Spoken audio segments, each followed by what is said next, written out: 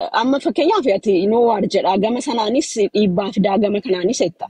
Ani immoo gama kiyyaan ani ilaalchi koosii akkaataa ta'us kan qabu mootummaan dhaabuu qaba. Eessumattiyyuu waraana dhaabuu mootummaadha jedhee nama nanimo. Maaliif kaleessa gaafa dhufanii waggaa 27 guutuu Ihaadegii wajjin ilmaan Oromoo beetta waan haaraa sitti himu akka sana ture.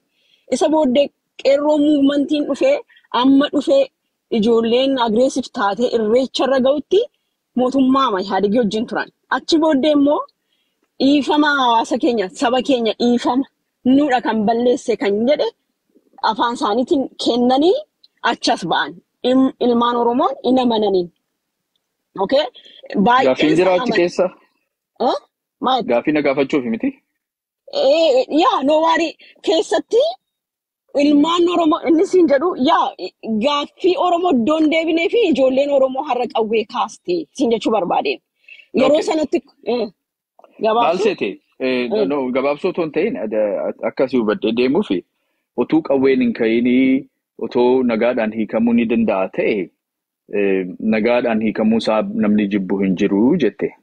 Erga qawween nagaadhaan kan jedhu iyyuu nagaadhaan I think nagaadhaan of course garuu mariidhaan jechuudha. No war jechuun gara mariitti haa deebi'u jechuudha. Dubbiin isaa mariidhaan haa hiikamu jechaadha malee nagaan haa teenyu jechuu qofaa miti. It's not closed ended miti. So mariidhaan gara hiikuutti dirqamsiisuu mariidhaan hiikamuun immoo fedhii uummataa isa bal'aa akka ta'e beeksisuu jechuudha. Kanadha kan hojjennu. Otuu qawween hin ka'in kuni otoo hiikamee jette. Kuni otoo danda'ame mariidhaan nagaadhaan ni hojjeta otoo ta'e utuu qawween hin ta'in iyyuu ni ta'a ture jette. Erga qawween ka'ee booddee hoo hin ta'u. Erga qawween ka'ee booddee mariidhaan hiikamuu hin danda'u.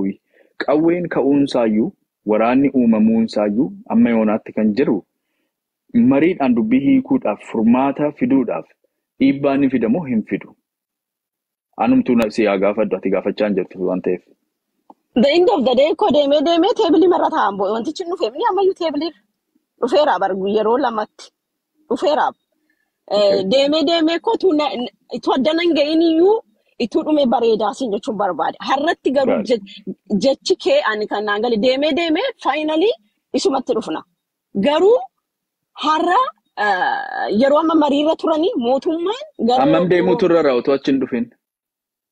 Har'atu dhaabbate har'a we are on the same page. Kastaanaan we are on the same page. Anis kan jechaa jiru kanadha. Har'a otoo dhaabbate maal seete? Har'a otoo dhaabbate gaariidha jettaa anis akkasuman jedha miti.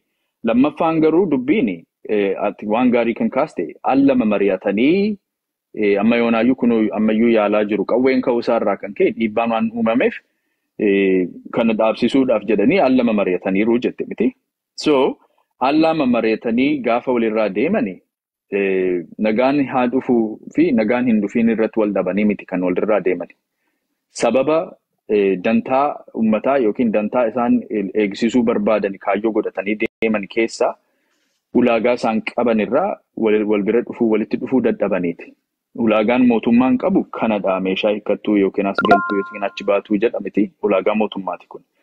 Waboon immoo mootummaa jijjiiramaatu ijaaraa yookiin hiree murteeffannaatu godhamaa yookiin maal jedhee ulaagaa kaa'aa jechuudha. Ulaagaalee kana gidduutti wal galuu dadhabanii walirraa deeman. Nu amma kan gochaa jirru kan haasa'aa jirru waraanni ebaluun akkasa godhu ebaluun haa hiikuu ebaluun acha deemuu miti. Gaaffiin keenya lakkoofsa tokkoffaa godhanii ulaagaalee isaanii keessaa kan qaban kana keessaa tokkoffaa godhanii lamaanuu lolli dhaabbachuunsa atattama hamma ta'u turrara. Komproomaayizii godhanii lola dhaabuu tokkoffaa godhanii akka qabataniif kana akka ulaagaa tokkoffaa uummanni isaaniirraa wanta eegu dhiibbaa irra gochuuf jechuudha. Jala deemnee isa deeggarru mootummaa kana isa deeggarru waboo isa deeggarru irraa of qabnee jechuudha. Hin deeggarruu miti of qabnee kana garuu akka ulaagaatti keenyaaf ulaagaan keenya tokkoffaa lola nurraa dhaabaa. Negotiationii kana irratti already isaan waan gochaa jiran irratti cimsaa fi jirra malee waan haaraa akka godhan dhiibaanii hin jiru. Waanuma already gochaa jiran irratti akka cimsanii irratti hojjetanii bu'aan sa'aas ba'u malee gara keenyatti otoo hin dhufin ulaagaa isaanii ilaanne isa tokkoffaa goonee isaanii ilaanne sirriitti ilaallatanii ulaagaalee biraa caalchisanii kanarratti akka hojjetaniif ulaagaan sabaa tokkoffaa lolli haa dhaabbatudha kan jedhu irratti wal bira dhaabbachuu ni dandeenya moo hin dandeenyudha malee ebaluun haa hiikuu ebaluun kanaa godhu kottaan araarsinaa jechaa hin jiru. Waraanni jira already. Waraanni otoo uumamu waraana ala otoo walii galan maal hojii waraana kaasu maal hojii namni gaara keessa deemee firii mukaa nyaatee rakkatee ammana kana hundumaa keessatti maaliif darbu rakkina du'uun namni barbaadu hin jiru. Otoo hiikamuu danda'e mootummaanis namni achi taa'ee isa waraanu godina amma kana ga'u bulchuu dadhabee hooggantoonni isaa jalaa du'anii maal ta'ee amma kana rakkatee international community'n dhiibbaa irratti godhamaa jiru agwaayyuun deebi'a jedhamee sababa kanatti hafe. Dhiibbaa namni kun mootummaanis hin barbaadu. Otoo argate immoo nagaadhaan otoo hiikeen itti tola. Waboonis kanatu itti tola. Itti toluunsaa beekamaadha. Yaaliis godhaniiru. Yaalii sana keessatti ulaagaa qabu. Kan isaan dursa laataniif kuni ta'uu malee nan baheen deema malee kun otoo hin ta'in hin godhu kan jedhanii jechuudha.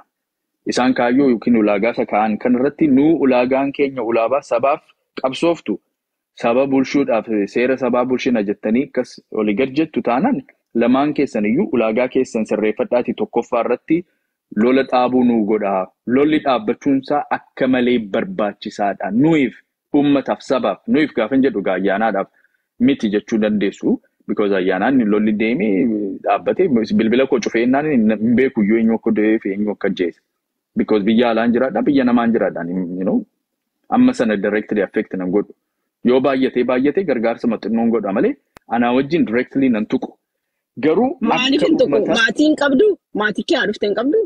Nan qaba sansiin jedhama. Nan qaba sansiin ayyaanaan siin jedhama. Akka nama tokkotti anaan directly nan tuqu.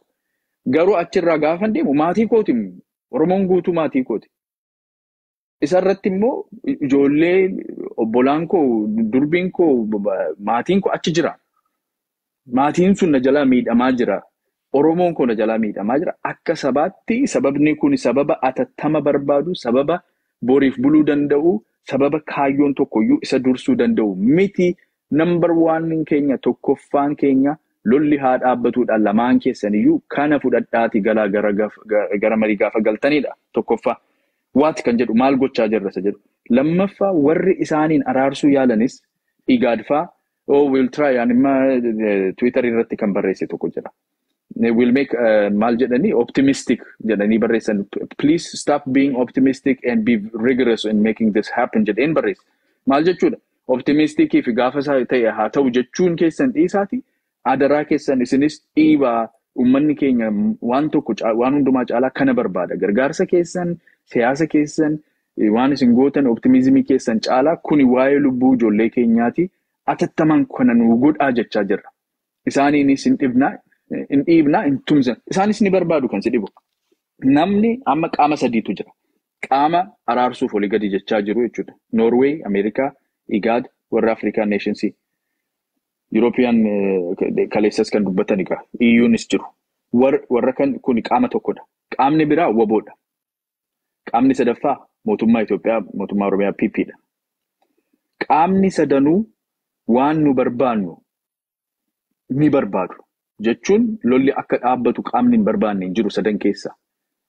Lola kan jaallatu hin jiru sadan keessa. Lolarraa bu'aa kan buufatu hin jiru sadan keessa. Achi keessa namoonni xixinnoon international community keessattis biyyoonni tokko ni jiru ta'aa interestii adda addaa kan qabani. Oolaa maqaa dhaataniis maqaa oolaatiin alas biyyas wanta tokko kan buufatan jiru ta'aa isaan mootummaa keessattis mootummaa kana keessaa lolli yoo deeme interestii kan qaban jiru ta'a. Qaamota bibbicuu jechuudha. Qaama sadan guguddaa kana keessatti kan jiran jiru. Garuu qaamni guguddaan sadan kuni international communitynis mootummaan Itoophiyaas waboonis sadanuu waan nu barbaadnu kana lolli dhaabbachuu kana ni barbaadu. Nu amma kan gochaa jirru maaloo barbaadaa jechaanii hin jiru. Akka nu barbaannutti nu barbaadaa jechaanii jira. Nuyi akka keessanitti kuni optional miti nuyiif. Ummata keenyaaf saba keenyaaf kaayyoo kamiyyuu seera kamiyyuu ulaagaa kamiyyuu dursee lolli dhaabbachuun ni dhufa. Isa dursa nuu laadhaa jennee akka sabaatti dhaabbannaa jechaa jirra. Kuni rakkina qabataanaan maal saada rakkinni isaasa jedhu irratti mari'annee waan sirreessuun nurra jiru sirreessina. Anamma qaama siyaasaa keessaa warri PP na deeggaranii Woboon immoo warri woboo deeggaran immoo achi keessa hafanii warri PP gaafan jedhu PP sirrii miti. Warri woboos gaafan jedhu woboo sirrii miti. Isinumaa jechuudha. Warra deeggartan. Warri really mootummaa sana keessattis jiranii woboo keessattis jiranii kanaaf hojjechaa jiru. Gaagaamas kafalanii fi aarsaa guddaa fudhachuuf irratti murteessanii ba'anii deebi'aniiru. Amma yoonaas ni yaalu isa beekna. Warri deeggartuun garuu uummata keessa ta'ee deeggartuu kan ta'e saba keessa ta'ee deeggartuu kan ta'e kuni akka waliin dhaabbatuun barbaada. So qaamni tokkoyyuu akka hafuun barbaadu.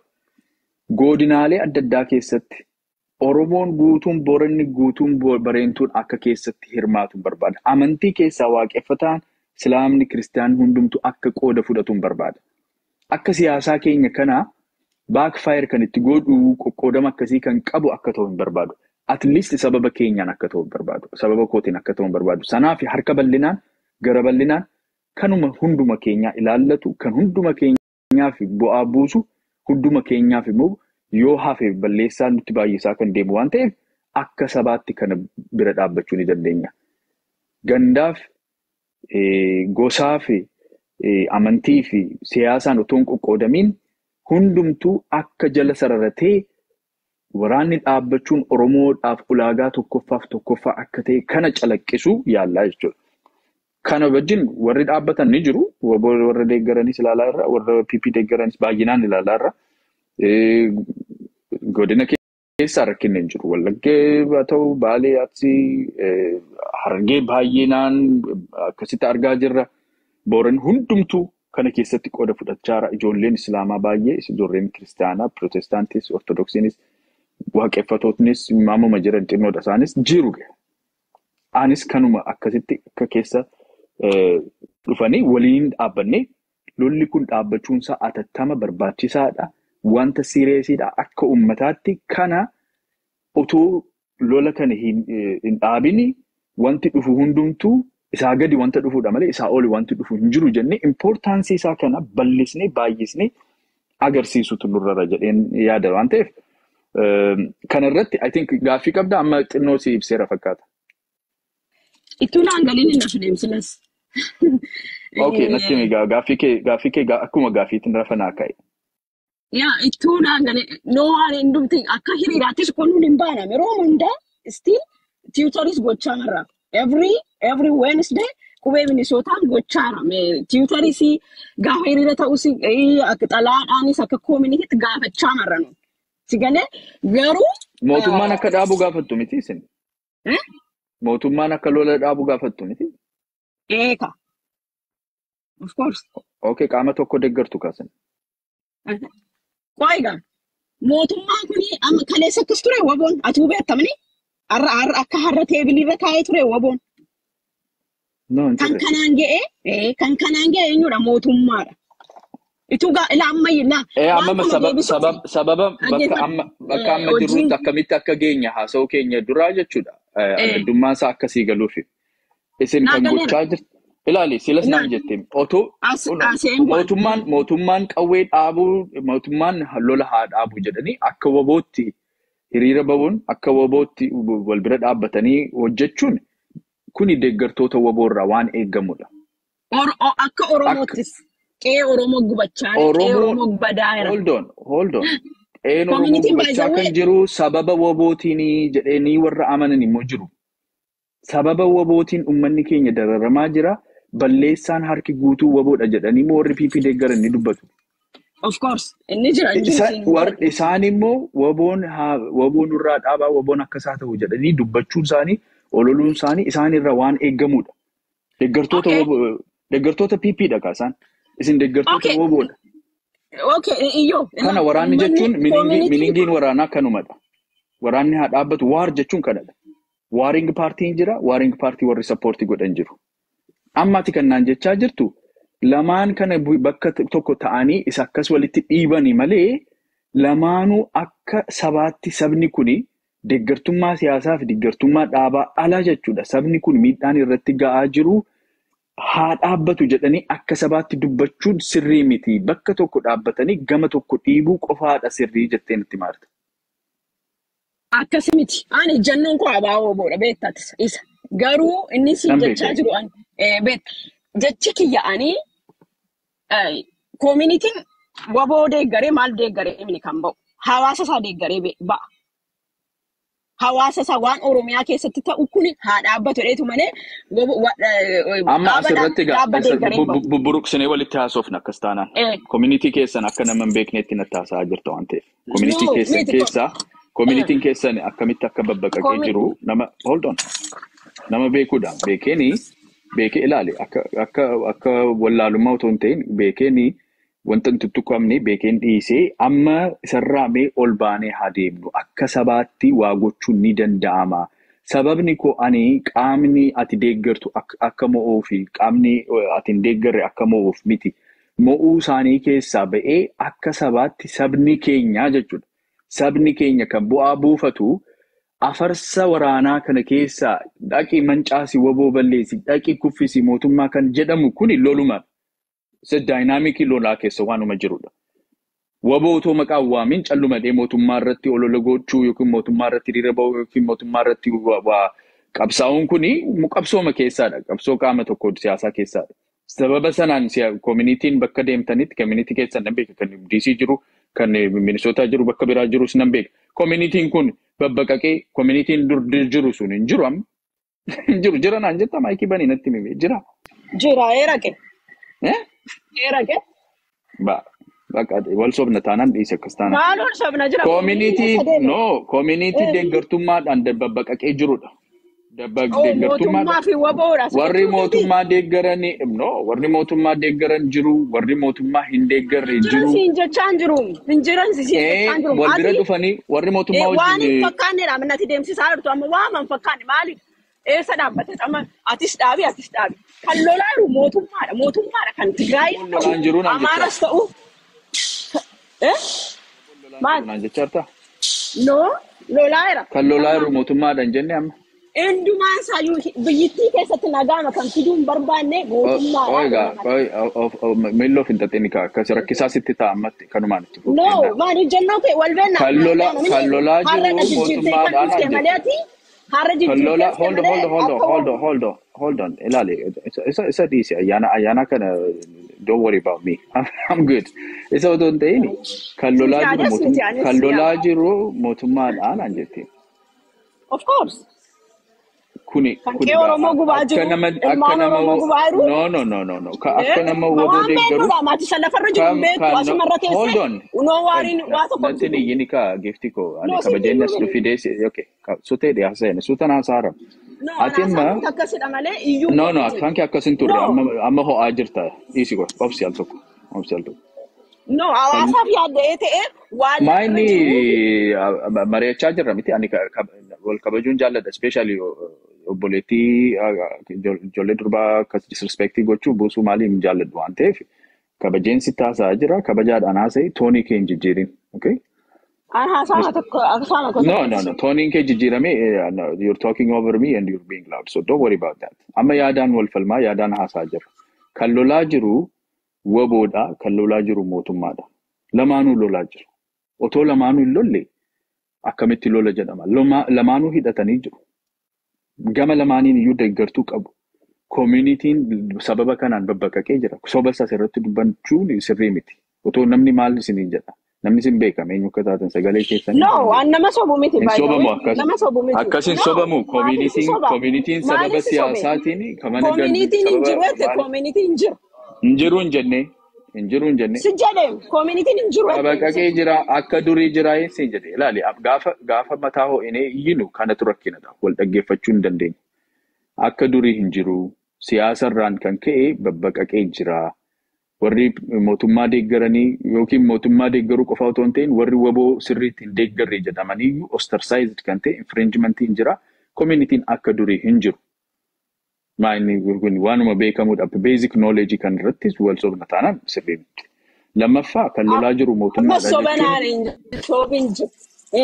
dogoggoradha soba miti yookiin. Kan lolaa jiru mootummaadha jechuunis qaama nan deeggara jennu kanarratti olola oofuudha. Namni otoo waboo deeggaruu kan lolaa jiru mootummaadha jechuun mootummaa dhaabsisi kan lolaa jiru mootummaadha jechuun waboon hin loluu jechuudha. kana jechuun olola hin taanedha. Al tokko implicationii beekuunis barbaachisaadha. Illaan hojii wayii qaba. Waan tokko xinnoo daqiiqaa lama naa kenni aseen bu'aa maal siin jechuun barbaade. Gaafii gaafachuuf baatee gaafii qabda taanaan gaafadhu. Amma yoonaa gaafii tokko hin gaafanne. Gaafiin koo an mootummaa akkati gaafattuun barbaada. Maalin barbaada? Deebii uummata Oromoo gaafate gaafii uummata Oromoo deebisi nuun immoo yeroo woboon haa galu jennaa. Kanan barbaada. Deebii uummanni qabu haa deebisu. Heerot yeroo sana galiidhaaf uummatis woboodha. Kanuman siin jechuu barbaada. Okay. All right. Thank you, Dese. I think negotiation sana keessatti akka nama jirutti haasaa jirta. Gaafiin akka deebi'u woboon akka itti galu kan godhamu inni marii keessatti. Ani qaama marii sanaa miti uummannis akka uummataatti qaama marii ta'uu hin danda'u. Fedhii isaa beeksisa. Fedhii isaa marii keessa bu'aa eeggatu. Fedhiin isaa isa kam akka ta'e, isa kam akka durfatu beeksisa. Akka sabaatti dhaabbatee jechuudha. Akka deeggartuu dhaaba siyaasaa tokkotti dhaabbatee gaafa haasa'u isa biraa isa qaama san dhiibu qaamni kun immoo qaama kana dhiibuudha. Wal dhiibuun suni wal ajjeesuutti dhufeeti lola keessa jirra waan ta'eef isan barbaadaan. An kan barbaadu akka sabaatti common interest qaba sabni keenya. Oromoon guutuun bakka hundumaa godinaalee guutuu hundumaa keessatti deemnee yoo ilaalle Oromoon guutuun sababa tokko qaba, fedhii tokko qaba. Innis kan wal fakkeessu kan hundumtuu barbaadu lolli nurraa haa dhaabbatu number 1 no war. Hunduma caalaa lolli dhaabbachuu isaa barbaada uummanni keenya. Kana nu baddaa. Miti lola warri barbaadan jiru ganda keenyaa yookiin safara keenya warri jedhanis ni sobu. Sababa godhatanii uummata maqaa dhaatanii waa godhu malee akka sabaatti hubannoon koo uummanni nagaadhaaf waan hundumaa dursee nagaadhaaf arra beelaa isaatu jira. Nagaatu dhabamee hunduma caalsee nagaa argachuudhaaf olii gadi jechaara. Kana akka dursa laatanii fi gara mariitti deemanii achi gaafii Oromoo deebisii. Kana deebisi kana kennisa jedhamu inni part of negotiation achitti kan hiikkatanidha. Garuu gaafa achi deemanii jedhanii gaafii Oromoo jedhanis seera jedhanis waan hundumaa dursanii sababa tokkoffaa isaanii godhanii kaayyoo tokkoffaa isaanii godhanii number 1 no war lolin jaallannu barbaannu jedheera uummanni Oromoo isa qalbeeffatanii akka deeman barbaada.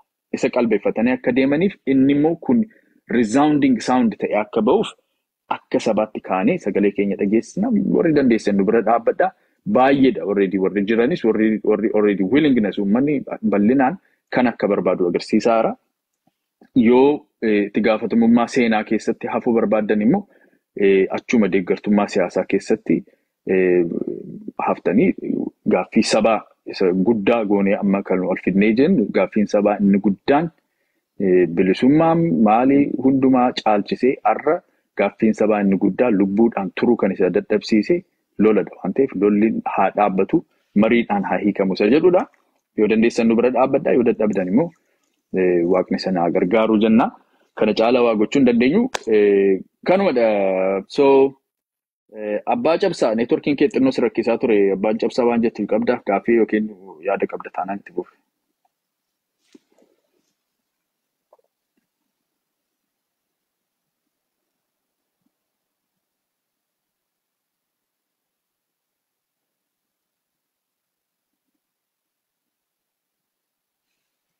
Abbaan cabsaan jiru fakkaata. Dooktar Tafariin jirta taanaan harka kaasii kaleessa singashateen ture. Abbaa cabsaa maayikiin bantu taanaan buuta. Going once, going twice, gone. Awaash itti fufi. Galatoomii ayyaana. Fayyaa ta'e faatu. Ayyee.